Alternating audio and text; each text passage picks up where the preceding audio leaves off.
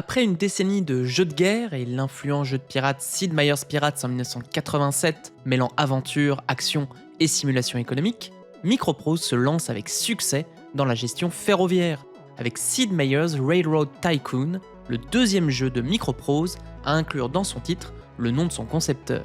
Le soft a contribué à créer sa propre niche, le jeu de gestion ferroviaire, qu'on retrouve aujourd'hui avec des séries comme Railway Empire et plus généralement le jeu de gestion de transport, de l'influent Transport Tycoon de Chris Sawyer à la série contemporaine Transport Fever. Mais surtout, il a contribué à populariser le jeu de gestion, qui aura beaucoup d'émules dans les années 90, notamment à partir de Theme Park en 1994.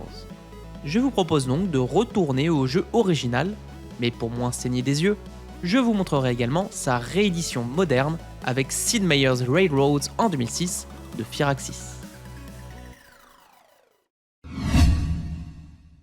Fondée en 1982 par un trio incluant Sid Meier, la société Microprose se spécialise d'abord dans les jeux de guerre avec des simulations très abouties.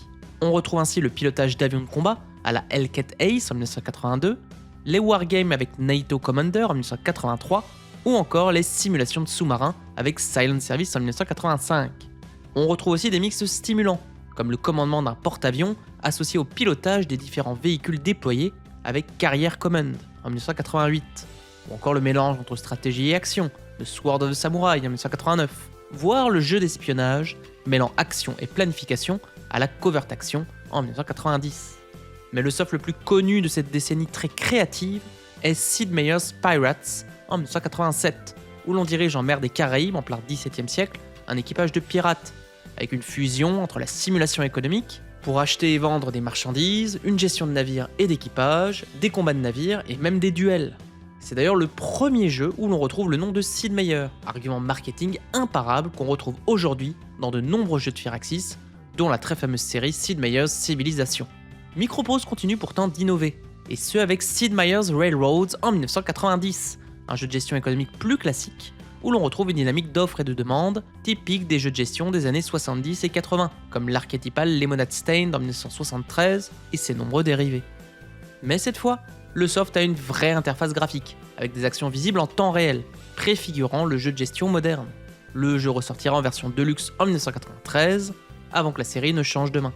C'est en effet PopTop Software qui récupère les droits pour publier Railroad Tycoon 2 en 1998 et 3 en 2003, qui propose plus de possibilités que celles du soft original. Sid Meier retourne pourtant à son œuvre en 2006 avec Sid Meier's Railroads, avec un point d'exclamation, développé cette fois au sein de Firaxis, le nouveau studio qu'il a cofondé 10 ans plus tôt en quittant Microprose.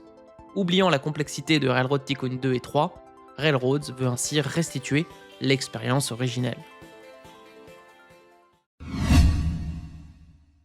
Dans les versions de 1990 et 2006, vous vous retrouvez sur une carte des États-Unis, d'Europe ou d'Afrique, aux commandes d'une société de chemin de fer avec sa trésorerie et ses actions. Face à vous, vous retrouvez des villes ayant des besoins économiques divers et des hubs de ressources. Pour construire votre empire ferroviaire, vous allez donc tâcher de relier tout cela. Vous construisez ainsi des dépôts ou gares dans les différents emplacements pour marquer des arrêts. Vous reliez ensuite le tout via des chemins de fer, en faisant attention au relief, avant d'acheter des trains d'époque. Vous pouvez alors mettre en place une route commerciale, avec le choix d'une gare de départ, des types de locomotives à avoir, comme des passagers, du courrier ou des ressources précises, et une gare d'arrivée. La version de 2006 est plus claire sur les attendus, avec des industries qui ont besoin d'une certaine ressource pour fabriquer un certain produit, comme du bois pour du papier. Si vous leur ramenez le bois, et que vous exportez ensuite le papier, vous allez contribuer à développer la ville, qui deviendra plus massive, avec plus d'emplacements d'industrie et plus de possibilités pour envoyer du courrier ou transporter des passagers. Avec les ressources, les produits, le courrier et les passagers, vous pouvez ainsi spécialiser toutes vos lignes.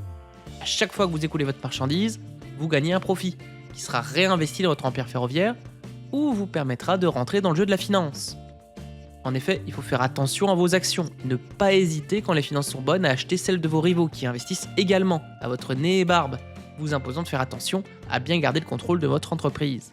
Dans la version de 2006, vous avez également un système d'enchères pour récupérer des technologies pour 10 ans, avant qu'elles ne tombent dans le domaine public, ou pour acheter des différentes industries et consolider ainsi les revenus.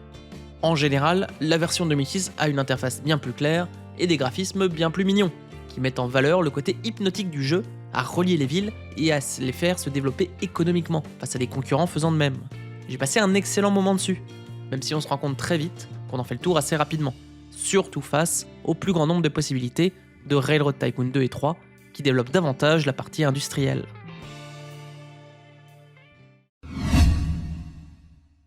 Sid Meier Railroad illustre la naissance du jeu de gestion moderne et du premier jeu de gestion ferroviaire.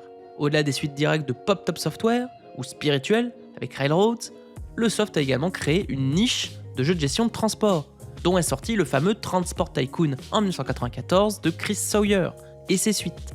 Encore joué aujourd'hui avec la version open source OpenTTD, où le train est rejoint par l'avion, le bus ou encore le navire.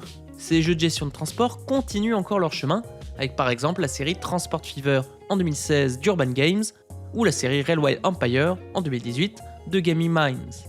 On n'a pas fini d'entendre Choo Choo.